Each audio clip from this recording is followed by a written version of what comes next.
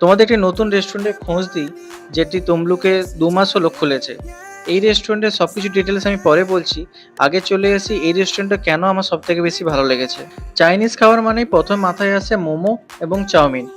একদম Chinese traditional test নিয়ে চলে এসেছে আমাদের এই নতুন হোটেল কস্তুরী, যেটি তমলুক হসপিটালে অবস্থিত এবং যে রাস্তাটা নিমতড়ির দিকে যাচ্ছে সেই রাস্তা যেতেই ডান দিকে পড়বে লেখা হোটেল কস্তুরী।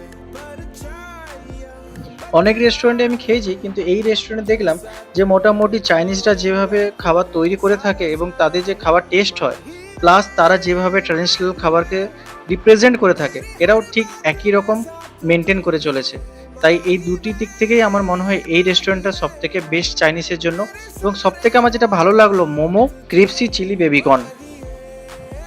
এছাড়াও এই রেস্টুরেন্টের মধ্যে অ্যাম্বিয়েন্টটাও আমার মোটামুটি ভালোই লেগেছে। ৪ মাস হয়েছে খুলেছে, তার মধ্যে এই রেস্টুরেন্টের খবর সবার মুখে মুখে। তাই যথারীতি আমরাও চলে এসেছি সেই রেস্টুরেন্টের খাবার টেস্ট করার জন্য। প্রথমে দেখছি রেস্টুরেন্টের যে মেনু কার্ড, সেই মেনু কার্ডটা এতটাই বড় যে মনে হবে যেন নিউজ পেপার পড়ছেন, এবং সেই নিউজ পেপার থেকে আপনারা মেনু ডিসাইড করে দেখবেন কি কি হয়েছে। তো অ্যাজ ইট ইজ আমরা প্রথমে যে দুটো অর্ডার করেছিলাম তার ব্যাপারে তো আমি অনেক কিছুই বলে দিলাম, যে মোমো এবং বেবিকর্ন সেটা আপনারাও টেস্ট করবেন। খুবই সুন্দর, খুবই সুন্দর। অন্য কিছু খান না খান, এই দুটো অবশ্যই খেতে পারেন। বিকেলবেলা আপনারা যখন ফাস্ট ফুড খেতে যান, তার বদলে এখানে এসে অবশ্যই খেতে পারেন বসে।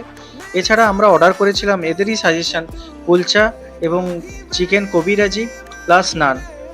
সেটার দিক থেকে আমি বলতে পারি যে বেবিকর্ন আর মোমো খাওয়ার পর আমাদের সেরকম পেটে আর জায়গা নেই, তাই আমরা খুব একটা খেতে পারিনি।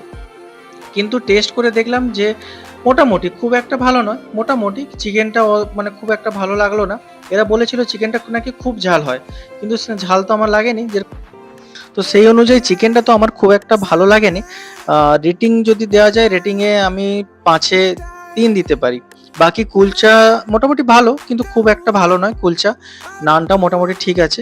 বাকি আমরা যেটা বলতে পারি যে চাইনিজ ডিশে এরা বেশি ফোকাস ভালো, বা শেফ যে আছে চাইনিজ ডিশটা খুব ভালো।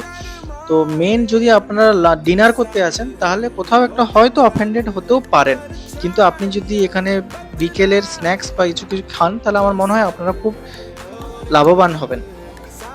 এছাড়া আমরা লাস্টের দিকে কোল্ড ড্রিঙ্কস বা এসব ককটেল জাতীয় অর্ডার করেছিলাম, সেখানেও দেখলাম যে এরা এখানটাও অনেকটা এগিয়ে অন্যান্য রেস্টুরেন্টের থেকে। তাই সব মোটামুটি দেখতে গেলে আপনারা এখানে অবশ্যই আসতে পারেন। বাজেট ফ্রেন্ডলি রেস্টুরেন্ট, আর এসে টেস্ট করতেও পারেন। মনে হয় না যে আপনারা খুব একটা অফেন্ডেড হবে।